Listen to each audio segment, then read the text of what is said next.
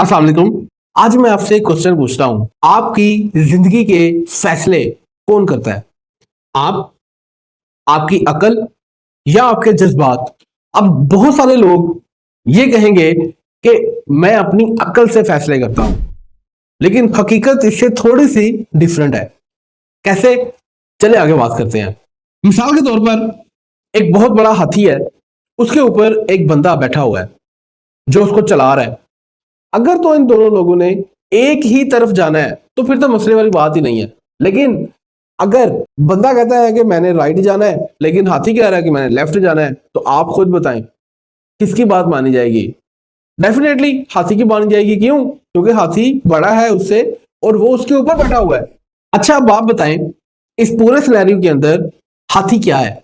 हाथी हमारे जज्बात, ख्यालात, एहसासात, इसका मजमूआ है।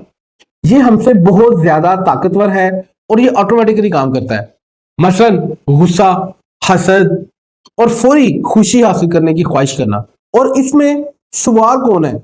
सवार हमारी अकल है, जो मंसूबा बनाती है और सही और गलत के दरमियान फर्क करती है और आपको बताती है कि ये चीज सही है, ये गलत है, और फ्यूचर के आपके सारे मैटर्स ये आपको बताती है कि मुस्तकबिल इसका क्या होगा, रिजल्ट इसका क्या निकलेगा।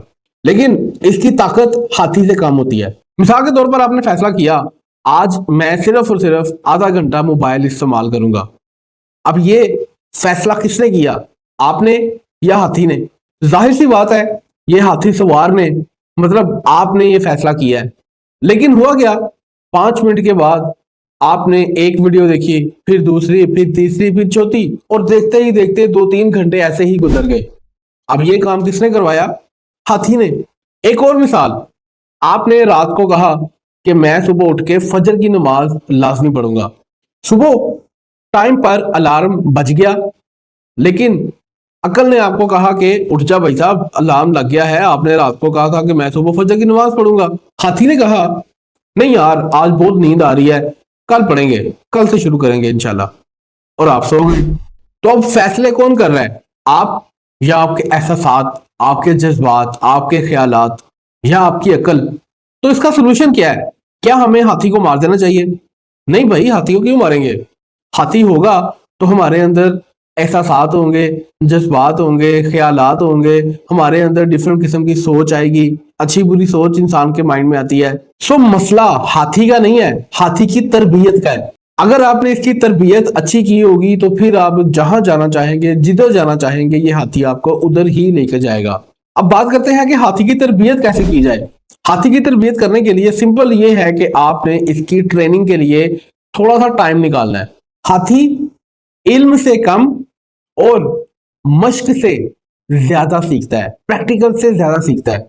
अगर आप रोजाना 10 मिनट कोई किताब पढ़ते हैं तो आहिस्ता आहिस्ता आपकी ये हैबिट बन जाती है, और फिर देखते ही देखते आपको पता भी नहीं चलता और आप पूरी पूरी बुक पढ़ना शुरू हो जाते हैं। यानी आपके हाथी ने इस चीज को तस्लीम कर लिया कि नहीं यार, मुझे बुक पढ़नी ही पढ़नी है।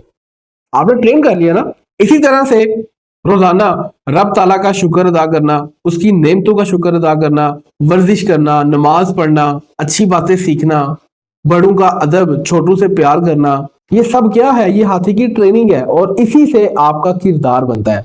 अब क्वेश्चन इज दैट कि क्या हाथी की तरबियत के लिए सिर्फ इल्म का होना ही काफी है?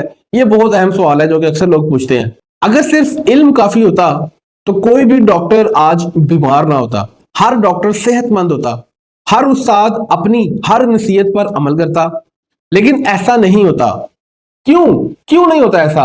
क्योंकि आपका नॉलेज आपकी अकल को मजबूत करता है, मगर आपकी जो आदतें हैं ये आपके हाथी को ट्रेन करती हैं और आहिस्ता आहिस्ता उसको इस काबिल बनाती हैं कि वो आपकी बात मानता है। जैसे मैंने आपको एग्जांपल दी कि आप 10 मिनट कोई बुक का एक पेज पढ़ते हैं, कोई बुक आप पढ़ते हैं 10 मिनट के लिए, तो आहिस्ता आहिस्ता आपके अंदर खुद ये बात आना शुरू हो जाती है कि नहीं यार, मुझे पूरी बुक पढ़नी चाहिए, और देखते ही देखते पूरी बुक्स आप पढ़ना शुरू हो जाते हैं। इसलिए इल्म के साथ, नॉलेज के साथ साथ उसका प्रैक्टिकल होना भी बहुत ज्यादा इंपॉर्टेंट है।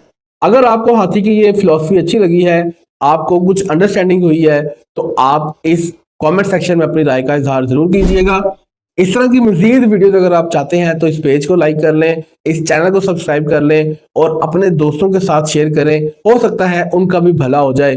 اپنا بہت خیال رکھیے گا، ملتے ہیں ایک اور ویڈیو میں۔ اللہ حافظ۔